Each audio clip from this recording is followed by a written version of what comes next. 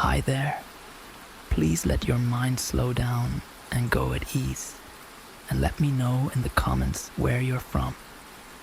Also, what's your best tip for a peaceful night's sleep and keeping a calm mind? Whether it's a relaxing bedtime ritual, a favorite book, or a mindfulness practice, your advice could be just what someone needs. The old library's secret. I'd always been drawn to old books, the kind of worn leather tomes you find hidden in dusty corners of forgotten libraries.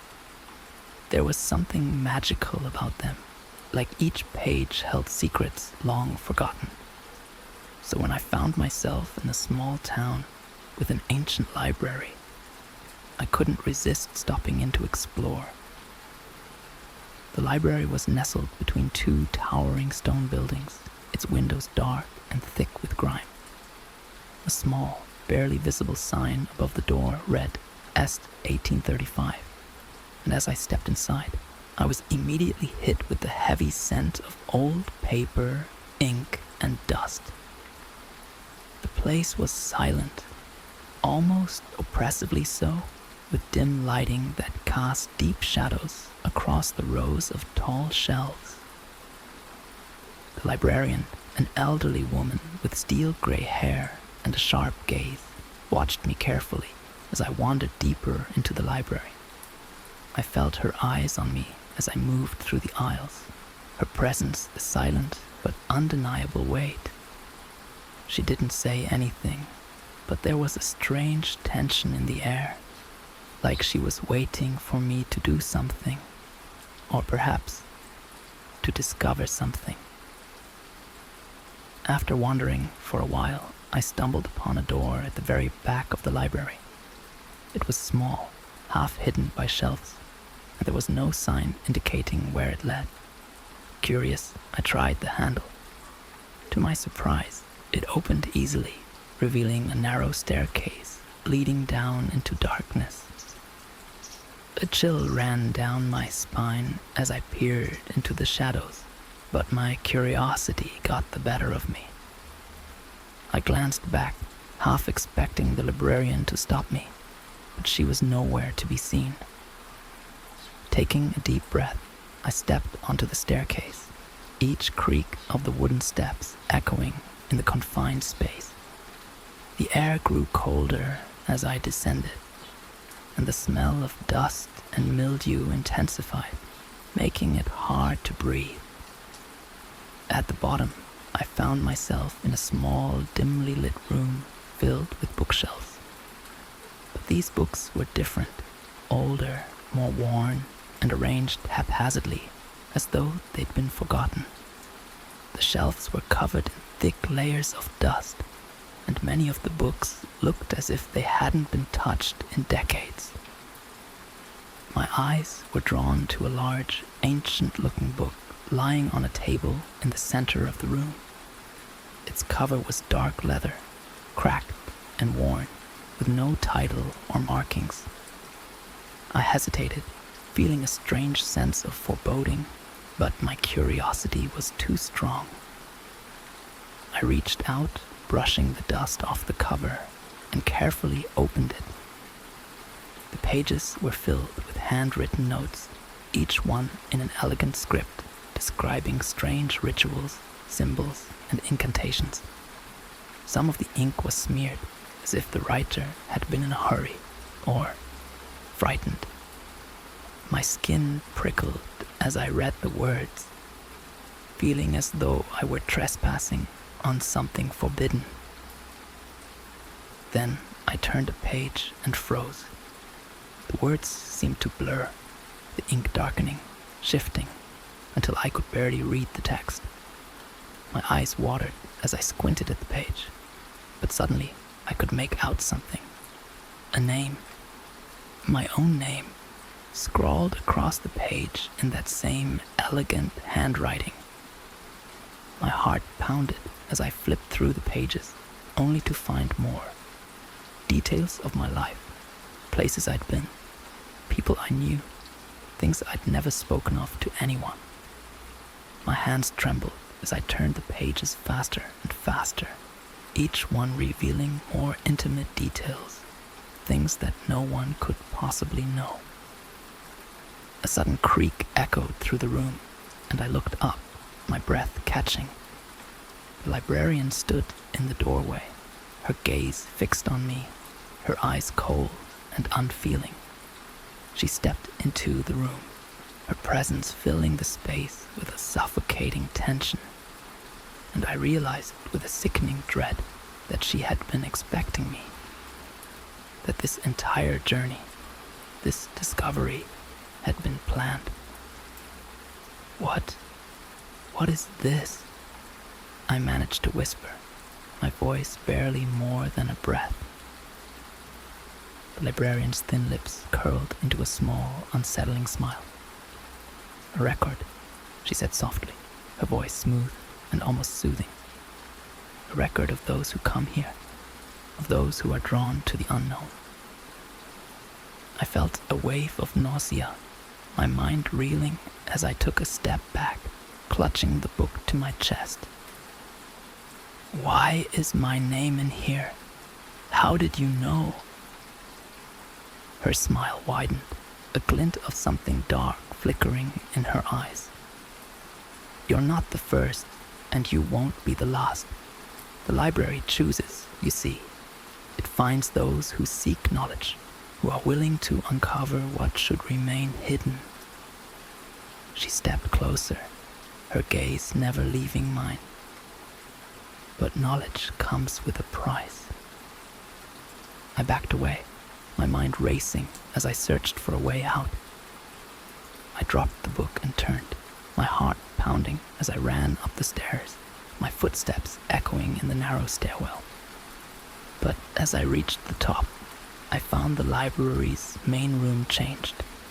The shelves were gone, the windows blacked out, and the exit had vanished, replaced by an endless expanse of dark, empty space. The librarian's voice drifted up from below, soft and mocking. "You can't leave," she whispered, her words carrying through the silence. "Not until you've learned everything." I spun around, my breath coming in gasps, but there was no one there, only the endless, oppressive darkness pressing in from all sides.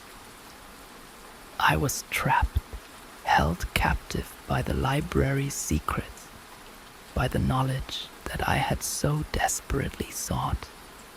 And now, every time I close my eyes, I see the librarian's face, feel her cold, knowing gaze watching me from the shadows.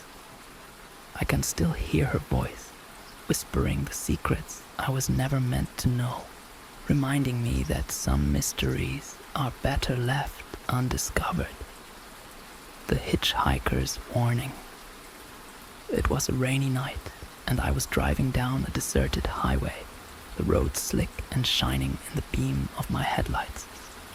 The rain fell in sheets, making it hard to see, and I was alone, miles from the nearest town, with nothing but the sound of the wipers and the steady hum of the engine for company.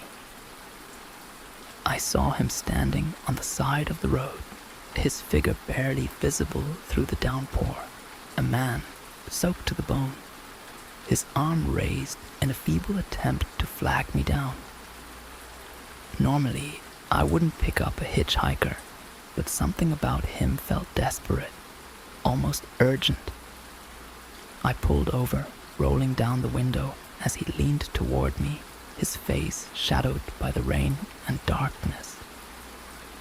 "Thank you," he said, his voice barely audible over the rain. He climbed into the car, his clothes dripping, the smell of wet earth and something else, something metallic, filling the car.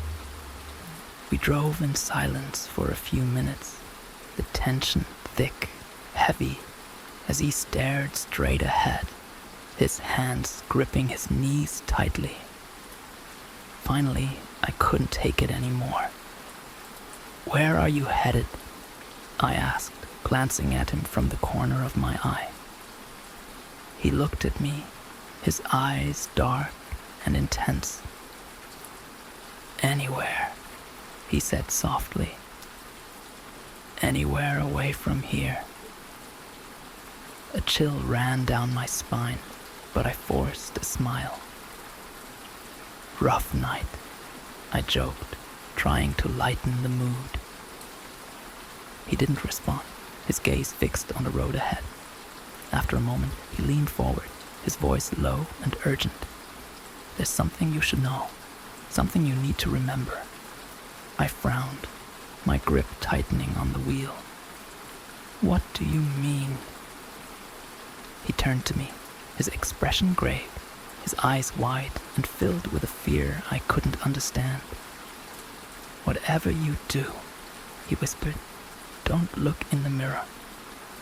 I felt a strange, sick feeling in my stomach, a weight that settled deep in my chest.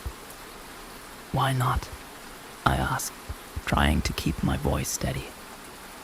He looked away, his hands trembling as he whispered, "If you look, you'll see it. And once you see it, it won't let you go." My heart pounded as I stole a glance at the rear-view mirror.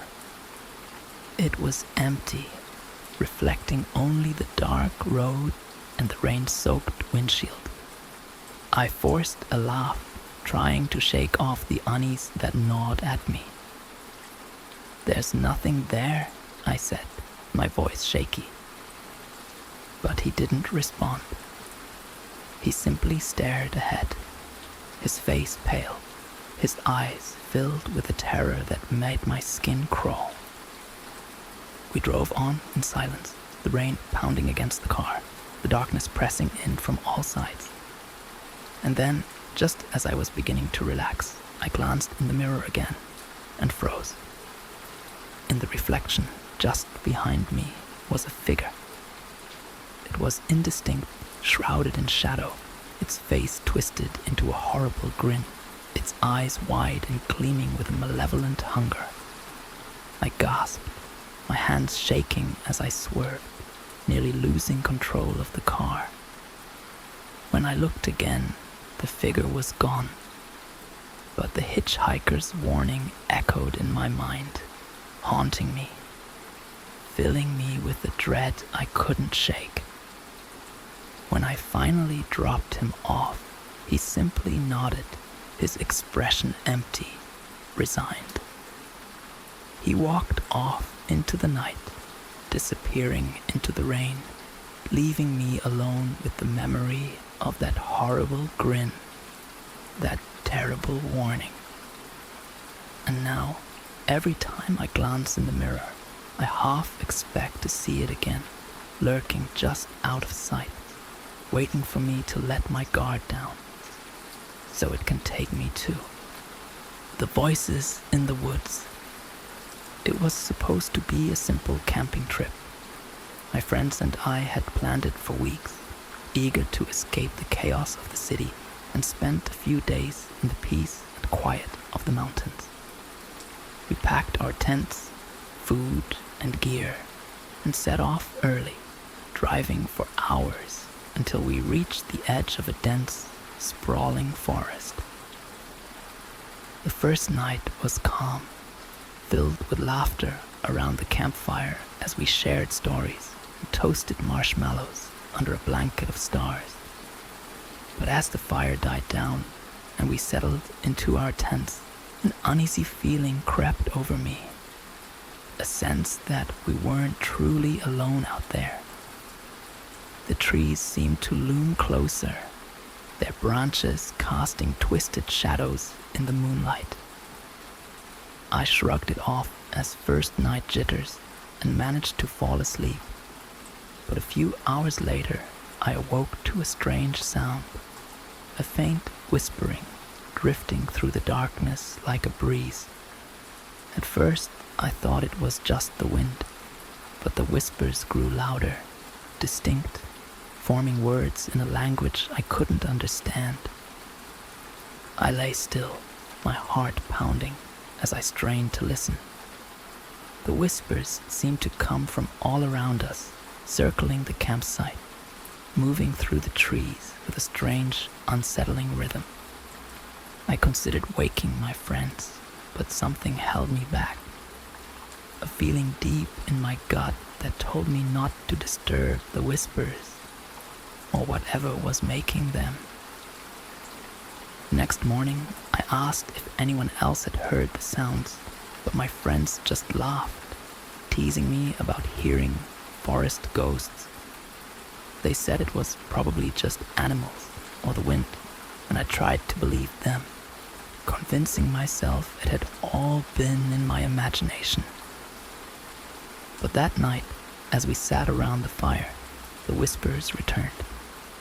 They started softly, barely audible, but soon grew louder, filling the air with that strange, unintelligible language. My friends heard it too this time, and we fell silent, staring into the darkness, straining to see beyond the reach of the firelight. One of my friends, Mike, stood up, grabbing his flashlight. "I'm going to check it out," he muttered, more to himself than to us. Before we could stop him, he'd wandered off into the trees, the beam of his flashlight bobbing as he disappeared from view. Minutes passed, then hours. We called out for him, our voices trembling with fear, but only silence answered us. The whispers grew louder, swirling around us, and in the flickering firelight, I could have sworn I saw shadows moving between the trees, shapes that were too tall, too thin, their eyes gleaming with an unnatural light. Finally, in the early hours of the morning, we found Mike. He was standing at the edge of the campsite, staring into the distance, his face pale and blank, as though he were in a trance. We ran to him, shaking his shoulders, calling his name, but he didn't respond. It was as if he couldn't hear us, his gaze fixed on something we couldn't see. He stayed that way, silent and unresponsive, until we left the forest. And even now, back in the city, he remains changed. He hardly speaks, his eyes distant, as though part of him is still out there, wandering the woods, listening to the whispers that called to us in the dark. The room that wasn't there. I had just moved into a new apartment, eager to start fresh after a rough year. It was a small place, tucked away in an older building with creaky floors and faded wallpaper, but it felt cozy, almost welcoming. The first few nights were uneventful, and I quickly settled into a routine, unpacking boxes and decorating my new space. Then, one night, as I was getting ready for bed, I noticed something odd. There was a door at the end of the hallway that I didn't remember seeing before. It was small, almost like a closet door, with a dark, weathered handle. I shook my head, chalking it up to my overactive imagination, and went to bed, figuring I'd check it out in the morning. The next day, I searched the hallway, but the door was gone. I laughed, brushing it off as a weird dream, and went about my day. But that night, as I was heading to my bedroom, I saw it again. The door, standing at the end of the hallway, dark and inviting. I hesitated, my curiosity warring with a growing sense of dread. Finally, I decided to open it. I gripped the handle, which was cool and rough to the touch, and turned it slowly. The door creaked open, revealing a small, dimly lit room with bare walls and a single chair in the center. The air inside was stale, filled with a faint scent of dust and something else, something that made my skin crawl. I backed away, feeling uneasy and closed the door, deciding I'd investigate further in the morning. But when I woke up, the door was gone again, as though it had never existed. I felt a chill run down my spine, and a strange, gnawing fear took hold of me.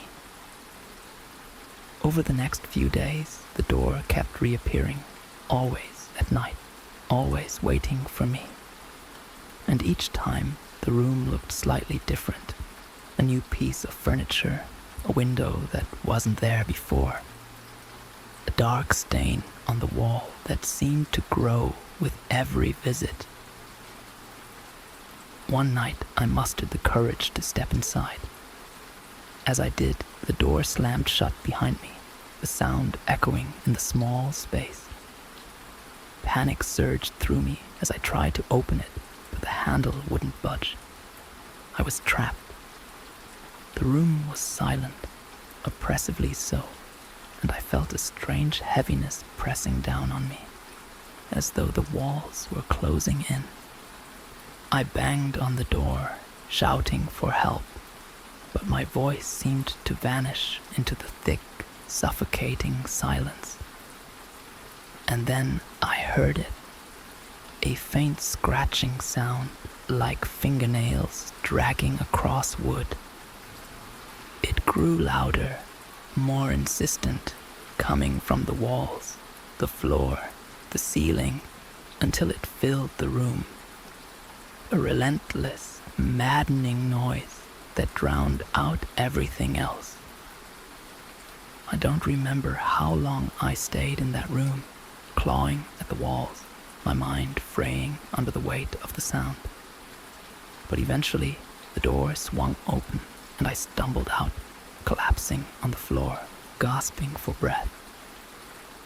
Next morning, I packed my things and moved out, leaving everything behind.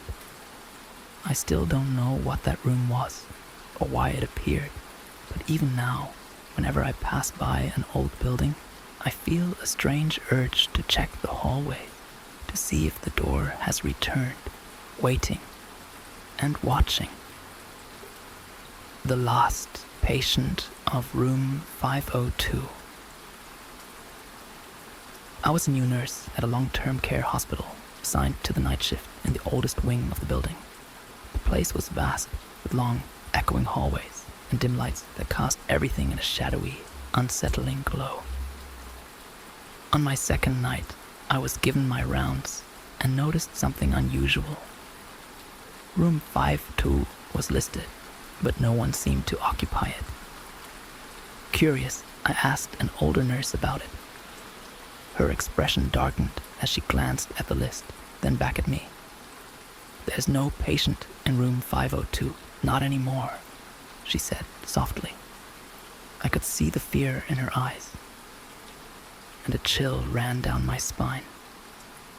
When I pressed her, she simply shook her head and told me to forget about it, to avoid that room if I could. But something in her voice, the way she spoke of it, intrigued me. Later that night, as the hospital fell silent and my rounds were done, I found myself wandering down the deserted corridor toward room 502. The hallway grew colder as I approached, an icy chill that seemed to seep into my bones. The door was slightly ajar, and a soft light glowed from within. I hesitated, glancing down the hall to see if anyone was watching, and then, taking a deep breath, I pushed the door open. Inside, the room was empty. Just a bare bed, a small table, and a single window that let in the pale, ghostly glow of the moonlight. The air was thick, heavy, filled with a presence that made my skin prickle. I felt as though I were being watched, as if someone or something was waiting for me to acknowledge it. I shook off the feeling, taking a step forward. Just then, a soft sound broke the silence, a whisper, faint and barely audible. My heart pounded as I strained to listen, hearing what sounded like a voice, desperate and pleading. "Help me," it whispered, the words filled with an agony that chilled me to the core. I took a step back, feeling the hairs on my neck rise as the whisper grew louder, more insistent. "Please, I don't want to be alone." Suddenly, the room grew colder, the air pressing in around me, suffocating. I couldn't move, couldn't tear my gaze away from the bed, where a faint, shadowy outline began to take shape.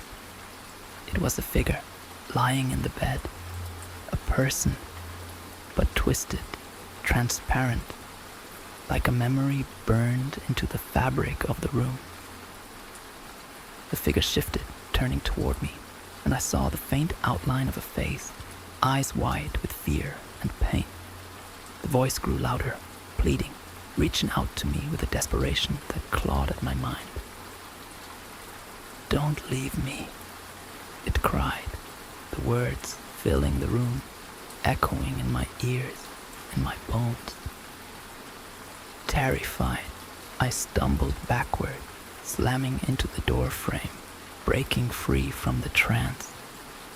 I bolted from the room, running down the hall, my heart racing, the echo of that voice haunting me, lingering in my mind long after I'd returned to the main wing. Later, I learned the truth. Years ago, a patient had been left in room 502 during an emergency evacuation. In the chaos, no one noticed that he'd been forgotten, left alone in the empty building. By the time they found him, he was gone, lost, alone, trapped within those walls. I don't go near room 502 anymore, but sometimes, on quiet nights, I still hear that voice, whispering down the hall, calling out for help, begging not to be left alone again. The house on Sycamore Hill.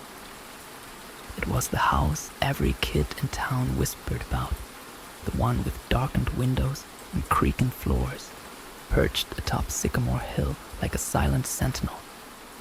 No one had lived there for decades, but everyone knew the stories. The tales of strange noises, ghostly lights, and shadows that moved on their own. I'd heard it all my life, and while I'd always been curious, I'd never had the courage to go near it. That changed one Halloween night. My friends and I dared each other to visit the house, to spend just 1 hour inside. It was a joke, a thrill, something we thought we'd laugh about the next day. We arrived just as dusk was settling, the sky painted in deep purples and oranges, casting an ominous glow over the house. The front door was slightly ajar, groaning as we pushed it open.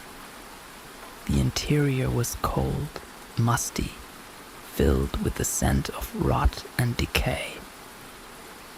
Dust coated every surface, and cobwebs hung from the ceiling, brushing against our faces as we moved through the dimly lit rooms. The floors creaked under our feet, each step echoing in the hollow silence. My friends laughed nervously, trying to keep the mood light, but I could see the tension in their faces, the way their eyes darted around as if expecting something to jump out of the shadows. We moved deeper into the house, drawn by an inexplicable urge to explore, to see if the rumors were true. The silence was oppressive, a thick smothering weight that pressed down on us, making it hard to breathe. In the hallway, we found a door that led down to the basement. It was dark, the kind of darkness that felt alive, as though it were watching us, waiting. Against my better judgment, I reached for the doorknob, twisting it slowly, feeling the cold metal beneath my fingers. The door creaked open, revealing a narrow staircase that descended into the blackness below. I hesitated, feeling a surge of fear, but my friends egged me on, daring me to go first. I took a deep breath, steeling myself, and stepped onto the stairs, feeling the weight of the darkness close in around me. As I descended, the air grew colder, heavier, thick with a foul, musty smell that made my stomach turn. I could feel something down there, a presence watching me from the shadows. I reached the bottom, my flashlight barely illuminating the room, and froze. There, in the corner, was a small, weathered rocking chair, its wood cracked and splintered, yet somehow moving. It creaked back and forth, its rhythm slow and deliberate, as if someone invisible were sitting in it, rocking quietly in the darkness. My friends called down, their voices barely reaching me, but I was rooted in place, unable to look away from the chair. And then I heard it, a soft, lilting hum, like a lullaby drifting through the silence. My skin prickled, and I turned, shining my flashlight around the room, searching for the source. The hum grew louder, echoing off the walls, filling my mind with a sickening dread. I backed away, inching toward the stairs, my heart racing, but just as I turned, I felt a cold hand brush against my shoulder. Fingers icy and feather-light. I stumbled up the stairs, nearly tripping in my panic, my flashlight swinging wildly as I scrambled back to the main floor. My friends were there, staring at me with wide eyes, their faces pale with fear. They'd heard the hum too, echoing up from the basement, filling the house with a bone-chilling presence. We bolted from the house, the door slamming shut behind us, the silence following us down the hill, pressing into our backs like a shadow. None of us spoke as we walked home. The memory of that hum, that touch, haunting us long after we left. The next morning, I went back to Sycamore Hill, wanting to see if the house was still there. But as I stood at the bottom of the hill, I saw only an empty lot, overgrown with weeds and tangled vines. The house was gone, as if it had never existed, leaving only a patch of scorched earth where it had stood. They say the house appears only once a year, on Halloween night, luring the curious inside, trapping them within its walls. I don't know if that's true, but I can still hear that haunting lullaby echoing in my mind, reminding me of the darkness that waits, watching on Sycamore Hill.